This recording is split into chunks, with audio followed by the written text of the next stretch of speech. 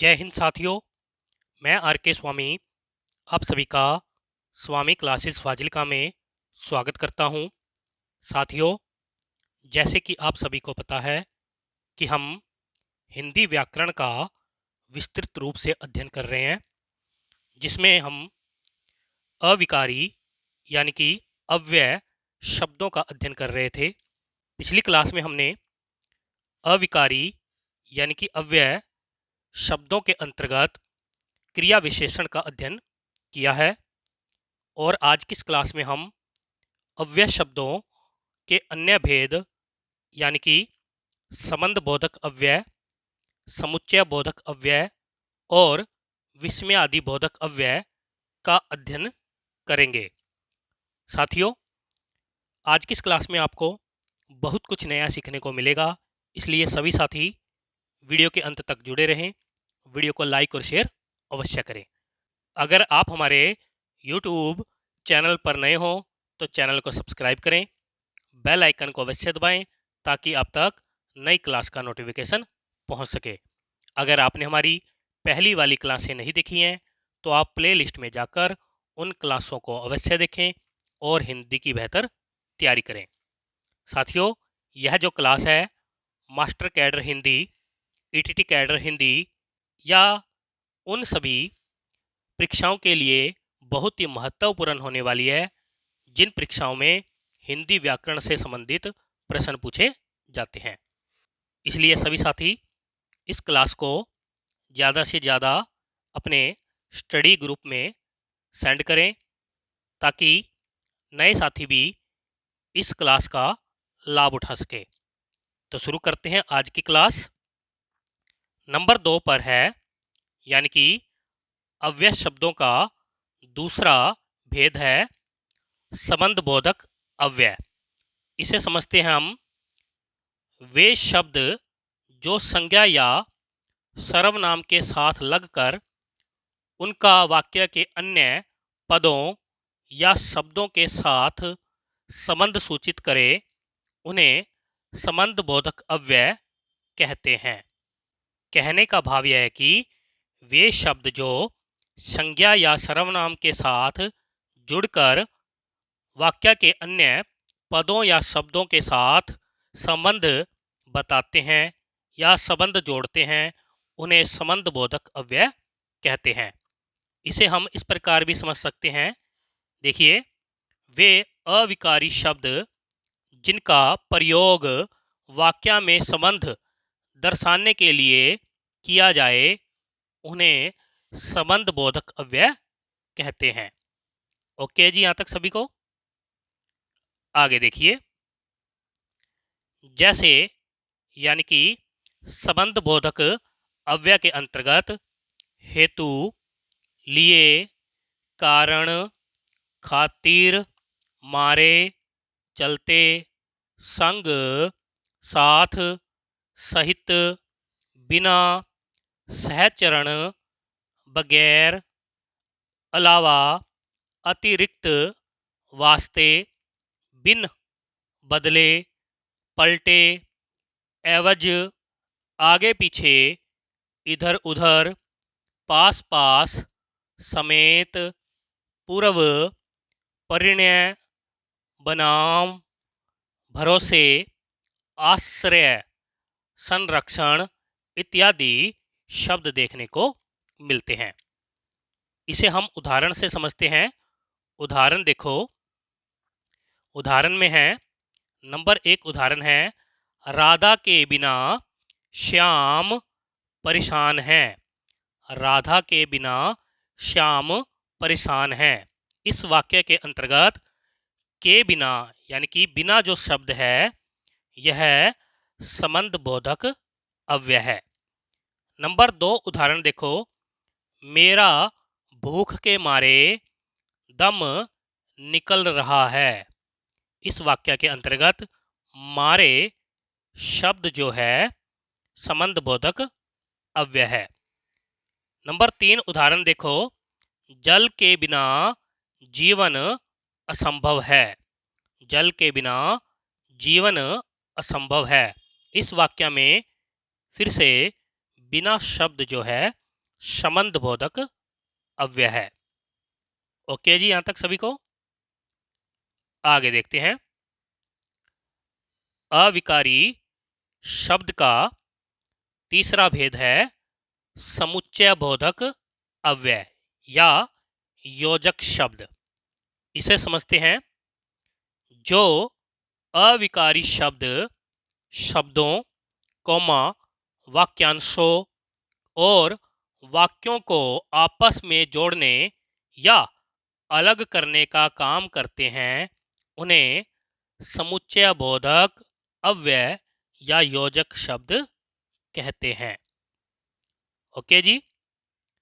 इसके आगे कई भेद होते हैं, यानी कि समुच्चय बोधक अव्यय को आगे कई भागों में बांटा जाता है।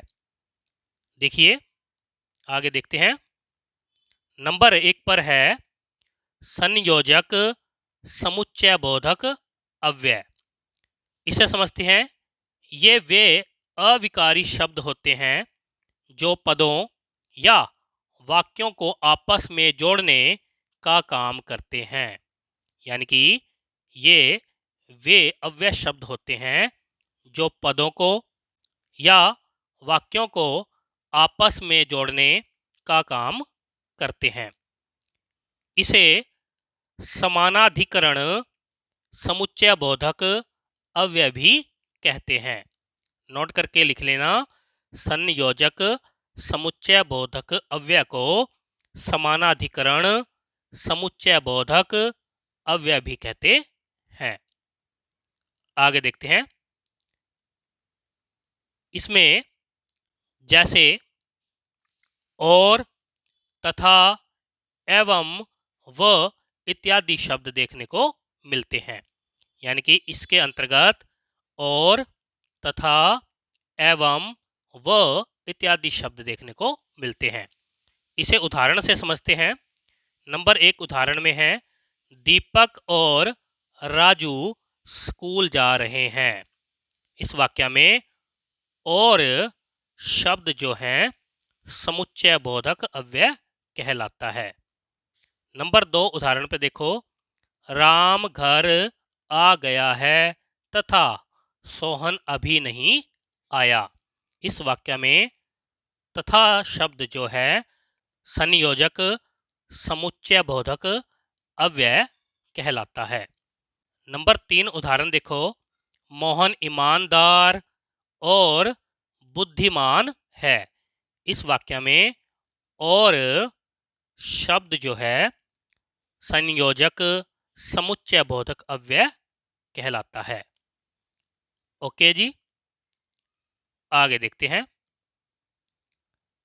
नंबर 2 पर है विभाजक या विभक्त समुच्चय बोधक अव्यय।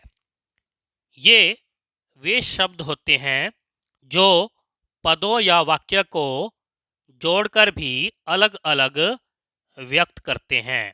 कहने का भाव है कि इसके अंतर्गत वे शब्द आते हैं जो वाक्य या पदों को जोड़कर भी अलग अलग दिखाते हैं।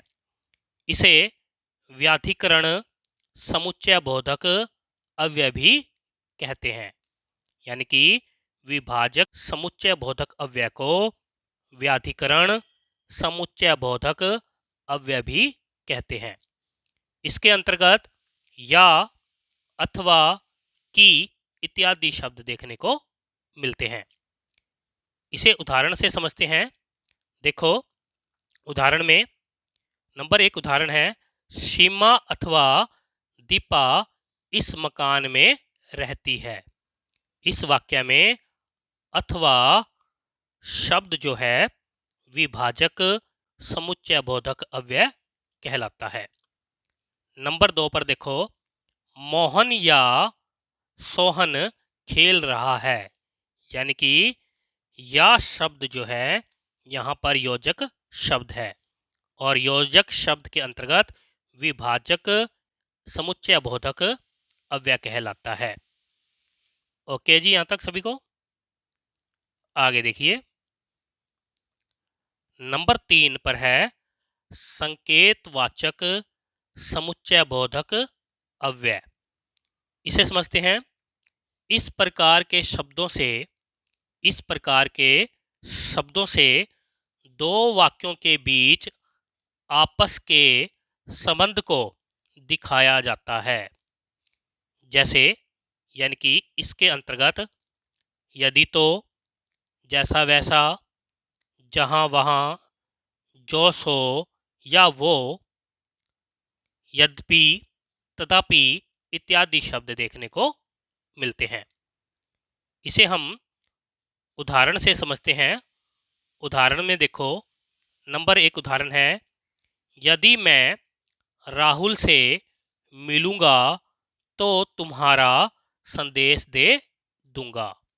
इस वाक्य के अंतर्गत यदि और तो, यह दो शब्द जो हैं संकेतवाचक समुच्चय बोधक अव्यय के रूप में प्रयोग हुए हैं। आगे नंबर 2 उदाहरण पर देखो, जैसा मोहन है वैसा ही सोहन है। इस वाक्य में जैसा और वैसा, यह दो शब्द जो हैं संकेतवाचक समुच्चय बोधक अव्यय के रूप में प्रयोग हुए हैं। यानी कि हमें संकेत दे रहे हैं कि जैसा मोहन है वैसा ही सोहन है। ओके जी, आगे देखिए। नंबर 4 पर है, परिणाम दर्शक समुच्चय बोधक अव्यय। इसको समझते हैं।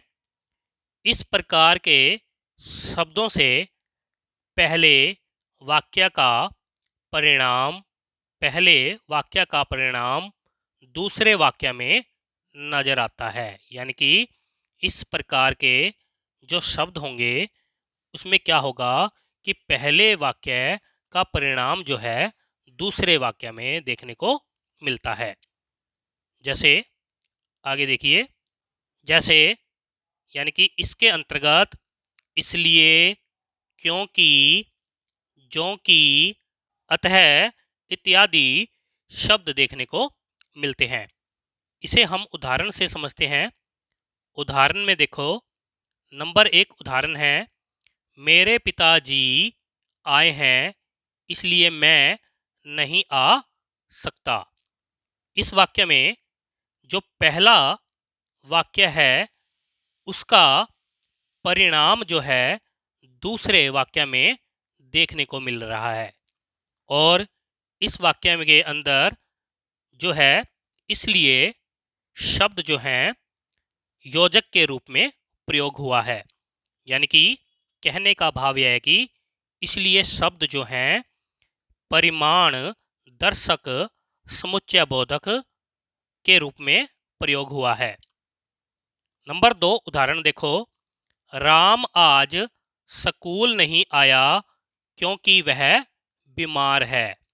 इसमें भी देखो जो पहले वाक्य का परिणाम है दूसरे वाक्य में देखने को मिलता है, और इसमें क्योंकि शब्द जो है परिमाण दर्शक समुच्चय बोधक अव्यय के रूप में प्रयोग हुआ है। ओके जी, यहां तक सभी को। आगे देखते हैं। नंबर 5 पर है, विरोध दर्शक समुच्चय बोधक अव्यय। इसे समझते हैं। ये पहले वाक्य के विषय का निषेध करके, यानी कि मना करके अन्य विषय को सूचित करते हैं। जैसे यानी कि इसके अंतर्गत किंतु, परंतु, लेकिन, बल्कि, अगर, मगर, पर इत्यादि शब्द देखने को मिलते हैं। इसे हम उदाहरण से समझते हैं। उदाहरण देखो, नंबर 1 पर है, वह घर चला जाता किंतु उसे छुट्टी नहीं मिली। इसमें किंतु शब्द जो है विरोध दर्शक समुच्चय बोधक अव्यय के रूप में प्रयोग हुआ है। नंबर 2 उदाहरण देखो, राम पढ़ लेता लेकिन उसे पुस्तक नहीं मिली। इस वाक्य में लेकिन शब्द जो है विरोध दर्शक समुच्चय बोधक अव्यय के रूप में प्रयोग हुआ है। यानी कि इस प्रकार के वाक्य में क्या होता है, पहला वाक्य का निषेध करके दूसरे यानी कि अन्य विषय को सूचित करते हैं। ओके जी, यहां तक। आगे देखिए, अविकारी यानी कि अव्यय शब्दों का चौथा भेद है। यहां पर सभी साथी चौथा भेद कर लेना। चौथा भेद है विस्मय आदि बोधक अव्यय। इसे समझते हैं, जिन अविकारी शब्दों से भय, प्रेम, घृणा, क्रोध, इच्छा, शोक, विस्मय, उत्तेजना इत्यादि का पता चले, उन्हें विस्मय आदि बोधक अव्यय कहते हैं। ये निम्न प्रकार के होते हैं। जैसे देखिए, नंबर 1 पर है आश्चर्य बोधक। इसके अंतर्गत क्या, सच, ए, ओ, हो इत्यादि शब्द देखने को मिलते हैं। नंबर 2 पर है हर्ष बोधक, यानी कि हर्ष, विस्मय आदि बोधक शब्द। इसके अंतर्गत शाबाश, धन्य, वाह, वाह इत्यादि शब्द देखने को मिलते हैं। नंबर 3 पर है संबोधन सूचक विस्मय आदि बोधक शब्द। इसके अंतर्गत अरे, एजी, अरी, हे इत्यादि शब्द देखने को मिलते हैं। नंबर 4 पर है अनुमोदन सूचक विस्मय आदि बोधक शब्द। इसके अंतर्गत ठीक, अच्छा, भला इत्यादि शब्द देखने को मिलते हैं। आगे देखते हैं,